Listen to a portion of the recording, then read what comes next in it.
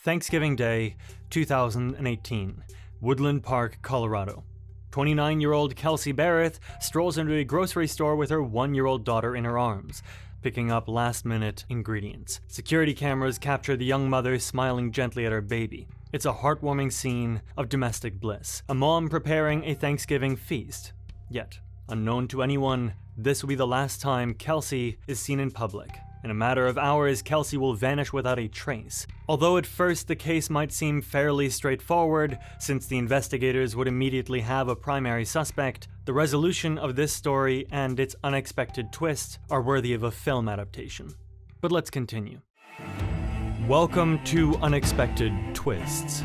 Here, even the most seemingly simple story is worth a top-tier Hollywood adaptation. So, stick around till the end and subscribe. When Kelsey leaves the supermarket, she heads home to her cozy townhouse. She plans to celebrate the holiday, perhaps bake those cinnamon rolls waiting on the counter, and share time with her fiancé and their little girl. Kelsey is a flight instructor by trade, a strong and independent woman who moved to Colorado to build a life with her fiancé, Patrick Frazee. Kelsey's greatest desire had always been to start her own family, and in 2016, when she was 27, she finally got her chance. She met a man named Patrick online, and they felt an immediate connection. He was a farmer, and he had shared her vision of building a large family. They stayed in touch for a few months, after which Kelsey decided to move to Colorado to be with him. Around the same time, they got engaged. Not long after her relocation, she was hired as an instructor at a flight school specializing in military pilot training, a fairly prestigious position. However, the school was located in a different city, roughly 120 kilometers from Patrick's farm. Because of that distance, Kelsey found a place to rent in a town called Woodland Park, which was closer to her work, yet still reasonably near Patrick's home. Even though the couple now had to live apart, they made an effort to spend all their free time together, and their relationship continued to blossom. In early 2017, Kelsey became pregnant, and they soon welcomed a daughter. It seemed that their lifelong dream of having a family was finally coming true. But shortly after the baby arrived, her relationship with Patrick began to deteriorate. She sensed him becoming distant, pulling away, and losing interest in their life as a family. Still, Kelsey refused to give up and did everything she could to get things back on track.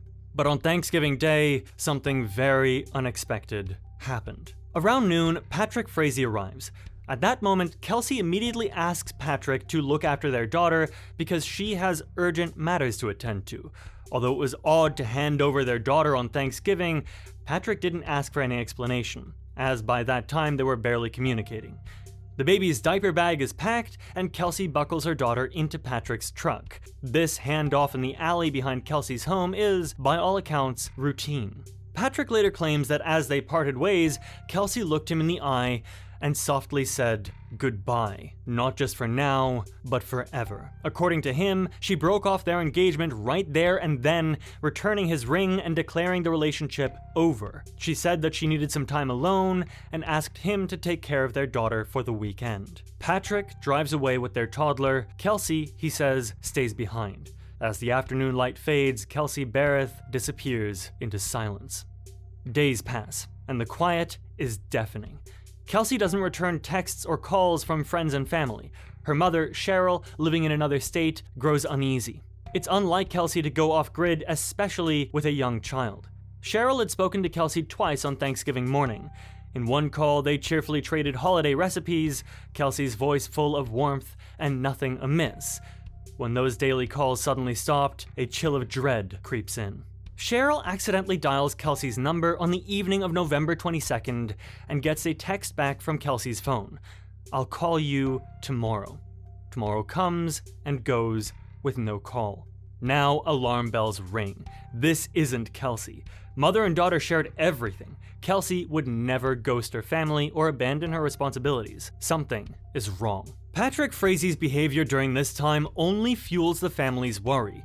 In the days immediately after Thanksgiving, he never reaches out to Kelsey's relatives with concern. In fact, he's curiously quiet. Finally, about a week after Thanksgiving, Patrick phones Cheryl with a strange update. He claims Kelsey has moved out, and he thinks she may have left to clear her head. Moved out? The explanation makes no sense. Kelsey hadn't said a word about any move or big plans. Red flags flutter. Cheryl's intuition screams that her daughter is in trouble. On December 2nd, 2018, 10 agonizing days after anyone last saw Kelsey, her mother contacts the Woodland Park police and reports Kelsey missing. Police launch a search and immediate investigation. At first, they must consider every possibility. Could Kelsey have left on her own? The scenario seems unlikely to those who know her. She's a devoted mother who adores her child. She was also hardworking and reliable, not the type to abandon her job as a flight instructor without notice. Still, early on, there's that one perplexing clue.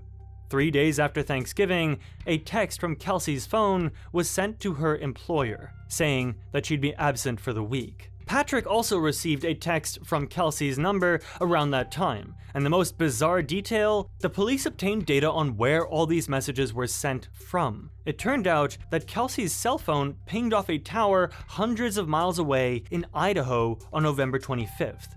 Of course, the police considered the possibility that Patrick was responsible for the woman's disappearance, but he hadn't gone anywhere during the entire time. What's going on? Could she have traveled out of state on a whim?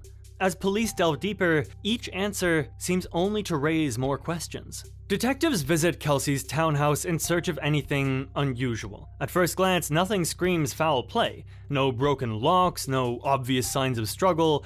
Kelsey's belongings paint a picture of interrupted normalcy. Her 2 vehicles are parked outside. Suitcases, makeup, and clothes are still in her closet.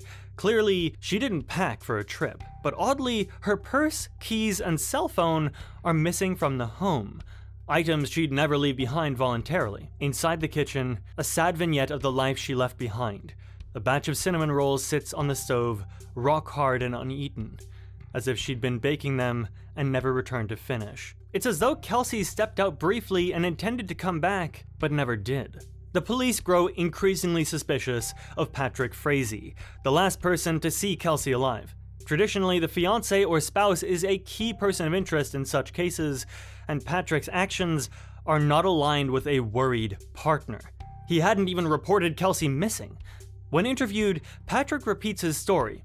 Yes, he saw Kelsey on Thanksgiving. Yes, he took their baby with him. He claims they agreed to sort out custody of their daughter later. To corroborate his account, Patrick points to those text messages, implying Kelsey herself sent them, proving she was alive and traveling on the 25th. Yet detectives feel something is off. Why would a loving mother vanish voluntarily the day after a major holiday without her child or any of her things, and not tell her close-knit family? The pieces just don't add up. As the investigation presses on, more unsettling details emerge about Patrick's conduct during the time Kelsey was missing. Witnesses describe him as oddly calm and unconcerned. A local bank manager recalls Patrick coming in not to ask about Kelsey's accounts or whereabouts, but to request surveillance footage of him on November 22nd, supposedly to help him remember his own timeline for that day. The manager found it strange that Patrick seemed more focused on establishing an alibi than on finding his fiancée. At a cell phone store, an employee reports Patrick appeared nervous and paranoid, asking questions about whether a destroyed phone's data could still be retrieved. "Don't believe what they're saying about me," he muttered anxiously. These incidents raise red flags, as if Patrick is trying to cover his tracks, not help find Kelsey. Then comes the breakthrough that turns the missing person case into a homicide investigation. Kelsey's brother, Clint, travels to Woodland Park to help his mother in the search. On December 3rd, inside Kelsey's bathroom, he notices a faint smear of something on the toilet. It looks like blood. Investigators are called in and use chemicals that illuminate traces of blood invisible to the naked eye. What they uncover is alarming. Someone had gone to great lengths to clean Kelsey's bathroom, yet telltale droplets and stains remained on the floorboards, the walls, even on baby's toys, and the bottom of a trash can. It becomes clear that a violent event took place in Kelsey's home. In fact, once luminol sprays the bathroom, blood glows everywhere. An attempt had been made to wash it away, but enough remained to tell a grisly story. This wasn't a case of a woman running off. Something horrific happened to Kelsey in that house. The discovery of blood sends a surge of urgency through law enforcement. Now they know they are likely searching for a killer, not just a missing person. And the evidence keeps pointing back to one person, Patrick Frazee. Police swiftly secure warrants to search Patrick's ranch and to seize his truck and phone. Meanwhile, investigators piece together another puzzling lead. Those pings from Kelsey's phone in Idaho? Patrick has no known reason to be in Idaho, but he has a close friend who does. A name surfaces: Crystal Lee Kenny. Crystal Kenny is a 32-year-old Idaho resident, a mother of two, a nurse, and a former rodeo queen. And, crucially, Patrick's one-time girlfriend. Phone records show Patrick and Crystal had been in frequent contact. Investigators dig deeper and learn that Patrick and Crystal's relationship had rekindled recently, behind Kelsey's back. Could this Idaho woman have something to do with Kelsey's fate? It seems unthinkable. Crystal is a respected nurse with no criminal past, yet the circumstantial evidence linking her to the case is growing. Detectives realize that to unravel the truth, they'll need to confront Crystal Kenny and see what she knows. When investigators reach Crystal by phone, she's in Las Vegas, at a rodeo event. Her voice is steady as she denies even knowing who Kelsey Berreth is. Lie number 1. Confronted with the fact that phone records clearly show numerous calls with Patrick, Crystal changes her story. Yes, she knows Patrick, casually. Yes, she happened to be in Colorado on Thanksgiving, but only to visit Patrick about some horses they jointly own. It was a quick trip, she claims, and she headed straight back to Idaho. Lie number 2. The seasoned detectives sense that Crystal is hiding something huge. She fits the puzzle too well. The secret girlfriend, possibly jealous or recruited into some scheme. But Crystal isn't budging on the phone. It takes an in-person visit from Colorado agents, and perhaps the realization that the evidence is cornering her in, before Crystal finally cracks. Nearly 3 weeks after Kelsey's disappearance, Crystal Kenny walks into a police station with her attorney and says she's ready to tell the truth. What she reveals will flip this case on its head. Sitting across from investigators, Crystal trembles as she begins her story. She admits she's been entangled with Patrick Frazee in an on-again, off-again romance since 2006. Patrick was her first love, she says, and despite marriages and moves, they always drifted back to each other. When they reconnected in 2018, Crystal was shocked to learn Patrick was engaged and had a baby with another woman, Kelsey. Patrick swiftly went to work with Crystal's emotions, painting Kelsey as a terrible person. According to Crystal, Patrick lied relentlessly. He told her Kelsey was a cruel, abusive mother, that Kelsey was an alcoholic who mistreated their little girl. He even claimed to have people watching Kelsey to gather proof of her unfitness. Crystal's heart ached for Patrick and the child she'd never met. Over months of secret communications, Patrick manipulated Crystal into believing that Kelsey Berreth needed to be removed from their lives for the safety of the baby. In this twisted mindset, what Patrick was asking Crystal to do began to feel, to her, almost like a perverse act of protection. Then Crystal drops the real bombshell. Patrick had tried to get her to kill Kelsey not once, but 3 times. In the fall of 2018, he concocted multiple murder plots and pressured Kelsey to carry them out. In one plan, he asked her to pose as a friendly neighbor and offer Kelsey a Starbucks coffee laced with poison.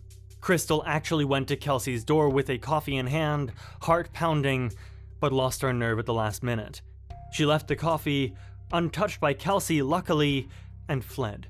Furious with her failure, Patrick then gave Crystal a stark directive. Attack Kelsey with a metal pipe and just hit her in the head, put her in a trash can. Again, Crystal backed out, unable to turn Patrick's dark wishes into reality. Each time Crystal faltered, Patrick grew more enraged and manipulative. "I guess I care more about my daughter than you do," he sneered during one call, warning Crystal that if Kelsey harmed the baby, it'll be her fault for not following through. Crystal was trapped in a vice of fear, jealousy, and obsession. She couldn't bring herself to kill for him, but she also couldn't bring herself to fully break away from Patrick's grip. Finally, Patrick decided to take matters into his own hands. Crystal's voice quavers as she recounts the phone call she received from Patrick on Thanksgiving Day. His words were curt and chilling. "You've got a mess to clean up, and I need you to get out here now." Crystal knew immediately what it meant. Patrick had gone through with the unthinkable. He had killed Kelsey.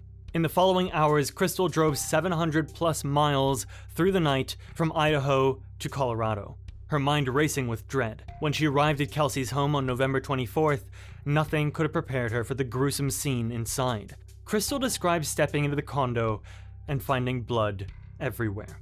Spattered on the walls and floor, mattered into Kelsey's rug, flecked across baby Kaylee's toys, and even the little girl's playpen.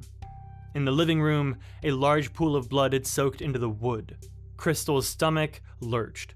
She realized Kelsey had been brutally slain right there in her own home. As a mother herself, one detail especially shattered Crystal's heart. There were tiny, bloody handprints on a baby gate, and blood on a stuffed animal. It looked like Kelsey's daughter had been nearby during the murder, perhaps witnessing or at least present for the violent end of her mother's life. This was a sight Crystal says will haunt her forever. Crystal set to work as Patrick instructed, becoming a cleaner for a nightmare crime. She had come prepared with rubber gloves, a white hazmat suit, booties for her shoes, and bottles of bleach, tools to erase a murder. Hour after hour, Crystal scrubbed and wiped, trying to remove every drop of Kelsey's blood from the walls, furniture, and floor.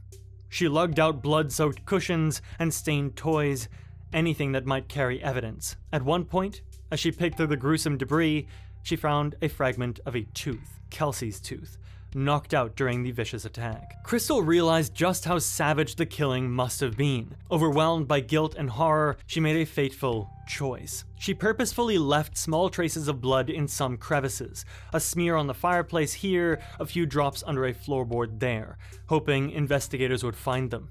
Deep down, perhaps Crystal wanted the truth to come out, even as she was desperately helping to cover it up. With the condo cleaned to Patrick's satisfaction, it was time for the next step, disposing of Kelsey's body.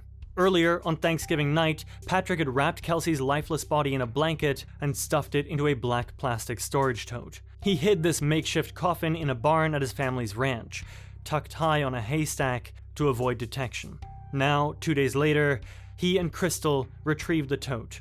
It was surprisingly heavy, a stark reminder that inside was the body of a young, vibrant woman whose life Patrick had stolen. Crystal helped load it into Patrick's pickup, her hands shaking. Together, they drove out to Patrick's ranch in Florissant under cover of darkness. In a secluded area on the property, Patrick had prepared a crude pyre. He dumped the plastic tote containing Kelsey's remains onto a pile of wood, doused it with gasoline, and set it ablaze. Crystal stood in the cold night, watching flames consume the evidence of Patrick's crime. The fire roared for hours. At one point, the plastic tote melted away, revealing what looked like charred human remains inside, before everything collapsed into ash. Patrick wasn't done with his grim instructions. He handed Kelsey's cell phone to Crystal, along with Kelsey's purse and the bloody cleaning supplies, and told her to get rid of it all far away. Obediently, Crystal drove back north, making the long journey home to Idaho with Kelsey's phone in her possession. To create the illusion that Kelsey was still alive and traveling, Crystal sent those deceptive text messages on November 25th. One to Kelsey's boss, one to Patrick. It was all part of the cover-up Patrick had meticulously planned. Once she crossed into the remote stretches of Idaho, Crystal destroyed Kelsey's phone and tossed the remaining pieces and the other incriminating items into a trash dump. She hoped they would never be found. With that, Crystal's role in the horrific saga was complete. She returned to her normal life as a nurse and mother, carrying a terrible secret and praying it would never come to light. As Crystal finishes her confession, detectives in the interview room sit in stunned silence. It's a heart-wrenching, almost unbelievable tale. A devoted mom and professional woman drawn into a brutal murder by an old flame's manipulations. Crystal's face is streaked with tears. She knows what she's done is unforgivable, and yet here she is, laying it bare, because it's the only way left to do right by Kelsey and Kelsey's little girl. In exchange for her truthful testimony, prosecutors agreed to charge Crystal only with evidence tampering, a deal often described as making a deal with the devil. They need her story to ensure Patrick Frazee faces justice. Armed with Crystal Kenny's detailed account and backed by the physical evidence, the blood spatter she left behind, phone records, surveillance footage, and financial logs, investigators move swiftly to arrest Patrick Frazee. On December 21, 2018, just before Christmas, police surround Patrick's ranch. The 32-year-old cattle rancher is taken into custody, his expression steeled and remorseless. The community of Woodland Park is left reeling with the revelations. The friendly local farrier and rancher was, according to law enforcement, a cold-blooded killer who plotted the murder of his own child's mother. Kelsey's family, who had held out hope she might somehow come back alive, are devastated by the confirmation of her death, though relieved that the monster responsible is in chains. The case heads to trial in late 2019, and the courtroom is packed with spectators drawn by the shocking twists. A secret lover turned accomplice, a murder without a body, a man accused of such cruelty it defies comprehension. During the trial, prosecutors paint Patrick Frazee as a calculated manipulator who preyed on the people around him to get what he wanted. They reveal a possible motive. Patrick wanted full custody of little Kaylee and saw Kelsey as an obstacle. Rather than fight through courts, he chose the path of blood and deception. The jury hears how he spun lies about Kelsey's character to justify his actions, lies that turned out to be baseless smears against a woman who by all other accounts was a loving mother and upstanding person. Key testimony comes from Crystal Kenny herself, who takes the stand and, before a hushed audience, repeats the story of the murder plot and its aftermath. It is clearly difficult for her. She often speaks through tears, expressing remorse, but her testimony is damning. She recounts how Patrick blindfolded Kelsey with a sweater under the guise of having her guess different scents of candles he'd bought. In an act of ultimate betrayal, as Kelsey stood there unaware, Patrick swung a baseball bat at the back of Kelsey's head, again and again, murdering her in a vicious ambush. The courtroom sits in stunned silence at the sheer brutality and treachery. If there was any doubt about Patrick's guilt, Crystal's testimony and the mountain of corroborating evidence erase it. After a 2-week trial, the jury return with a guilty verdict on all counts, including first-degree murder. Patrick Frazee is sentenced to life in prison without the possibility of parole, plus an additional 156 years for related charges. Justice, at long last, is served for Kelsey. Crystal Kenny received a prison sentence for her role, a relatively light punishment in exchange for her cooperation, a fact that remains controversial. She has since been released on parole, her future forever marked by the dark deeds she helped enable.